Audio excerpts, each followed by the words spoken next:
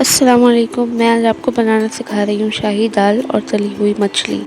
سب سے پہلے یہاں پر ہم نے دال دھو لی ہے، دھو رہے ہیں اسے مزید۔ دال کو اچھی طریقے سے دھوئیں اور اس کا پانی سارا جو ایک گدلا سا پانی ہوتا ہے وہ ہٹا دیں۔ اس کے بعد میں نے یہاں پہ 3 بڑے ٹماٹر لیے، سلائس کیے، 1 چمچ ادرک لہسن لیا ہے اور باقی جو تمام مسالے ہوتے ہیں وہ لیے ہیں۔ اس میں کچھ خاص مسالہ نہیں ہے، بس سب کوانٹٹی پونا چمچ ہر چیز جو ہے اس کے اندر میں نے ایڈ کی ہے۔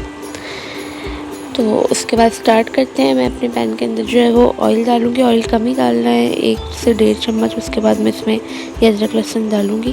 اچھا، دال میں پیاز نہیں ڈلتی کیونکہ پیاز کا پانی چھوٹتا ہے تو دال جو ہے وہ بدمزہ ہو جاتی ہے۔ تو اب میں اس ادرک لہسن کے اندر یہ ٹماٹر ڈال دوں گی۔ ٹماٹر ہم نے اس لیے 3 لیے کیونکہ اس میں بعد میں املی ڈلے گی تو پھر یہ بہت زیادہ کھٹے ہو جاتے ہیں، تو اس وجہ سے مناسب رکھنا ہے اسے، تو اس لیے 3 ٹماٹر اس کے لیے کافی ہیں۔ اب میں اس کے اندر مسالہ ایڈ کروں گی اور تھوڑا سا پانی ایڈ کروں گی اور پھر اس مسالے کو سلو آنچ پر رکھ دوں گی تاکہ ٹماٹر گلنا شروع ہو جائے اور یہ مسالہ پکنا شروع ہو جائے۔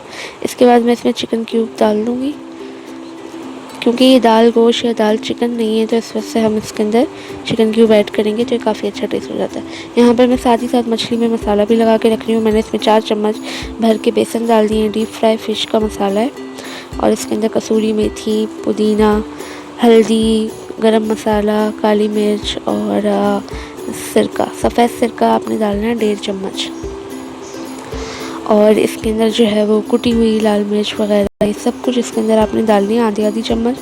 اس کے بعد آپ اسے میرینیٹ کر کے رکھ دیں گے تاکہ اچھی طریقے سے مچھلی پر یہ مسالہ چڑھ جائے۔ اس کے بعد یہاں پہ جو میرا مسالہ ہے دال کا وہ جو ہے میں بھونوں گی اسے، اور یہ جو ٹماٹر ہیں ان کو جو ہے وہ میں میش کر دوں گی اچھی طریقے سے۔ پورا مسالہ جو ہے میں ریڈی کروں گی پہلے دال ڈالنے سے پہلے۔ یہ شاہی دال ہوتی ہے، بہت مزے کی ہوتی ہے، آپ اسے چمچ سے پی سکتے ہیں، اور آپ نے اسے اچھی طریقے سے جو ہے بعد میں گھوٹنا ہے تو پھر یہ بالکل حلیم کی طرح ہو جاتی ہے۔ یہ دیکھیں، اس کا مسالہ بالکل ریڈی ہے، بہت اچھی خوشبو آ رہی ہے۔ اب میں جو ہے اس کے اندر دال ایڈ کروں گی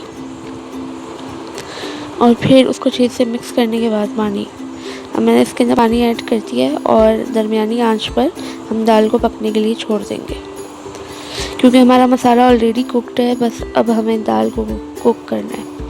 اس کے ساتھ ہی ساتھ میں نے یہاں پہ بھگار کا مسالہ بنا کے رکھ دیا ہے جس کے اندر تمام جو ہے وہ بھگار کے انگریڈینٹ ہیں سوائے لہسن کے، کیونکہ لہسن اویلیبل۔ الحمدللہ یہاں پر دال جو ہے ابھی ہماری تقریباً 10 منٹ باقی ہیں اس کے پکنے میں، کیونکہ آپ کی دال الگ اور پانی الگ ہو تو اٹ مینس کہ نہیں بنی ہے۔ اس کی یہ ٹرک ہوتی ہے اس کو چیک کرنے کی، جب یہ یکجان ہو جائے، بالکل ایک ہی شکل میں آ جائے تو اٹ مینس کہ آپ کی جو دال ہے وہ صحیح بن گئی۔ تو ابھی اس میں 10 منٹ باقی ہیں تو میں فل چولہا کر دوں گی اور اس کو اچھی طریقے سے جو ہے وہ گھوٹوں گی۔ اس کے بعد میں اس کے اندر جو ہے املی کا پانی ایڈ کروں گی، مگر بیج ہٹا دوں گی۔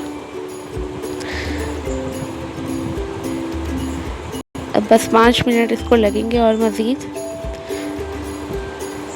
اور پھر آپ نے فل چولہا کر دینا ہے آخری کے 5 منٹ۔ اس کے بعد میں اس کے اندر 1 چمچ بٹر ایڈ کروں گی اور اسے مکس کروں گی۔ اس کے اندر بٹر کا ٹیسٹ بہت ہی اچھا آتا ہے دال کے اندر، بہت خوشبو بھی آتی ہے۔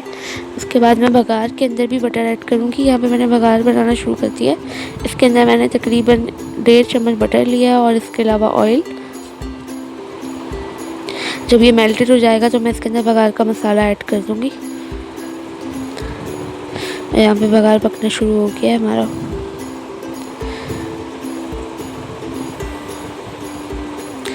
اور میں نے ہری مرچیں اور ہرا دھنیا اور گرم مسالہ اوپر سے پہلے ہی ڈال دیا تھا تاکہ جو ایک خوشبو کا اروما ہوتا ہے وہ ڈیولپ ہو جاتا ہے دال کے اندر ہری مرچ کا۔ اب یہ بھگار ریڈی، یعنی دال ریڈی ہے۔ اب ہم فش فرائی کریں گے۔ سب سے پہلے آپ نے ایک پین کے اندر آئل لینا ہے، اچھا خاصا آئل لیں کیونکہ یہ ڈیپ فرائی ہوگی، اور پھر جب تیل گرم ہو جائے تو اس کے اندر جو ہے وہ آپ فش کو ڈال دیں، لیکن آپ نے چمچ نہیں چلانا ہے ابھی، نہ ہی اس کو پلٹنا ہے، اور فلیم جو ہے کوشش کریں درمیانی ہو، زیادہ تیز نہ ہو۔ یہ دیکھیں فرسٹ چکر ہمارا ڈل چکا ہے، اب ہم باقی کی جو ہے وہ۔ آئی ہوپ کہ آپ کو یہ شاہی دال اور فش فرائی پسند آئی ہوگی۔ پسند آئے تو لائک سبسکرائب اینڈ شیئر کرنا مت بھولیے گا۔ نیکسٹ ویڈیو تک کے لیے اللہ حافظ۔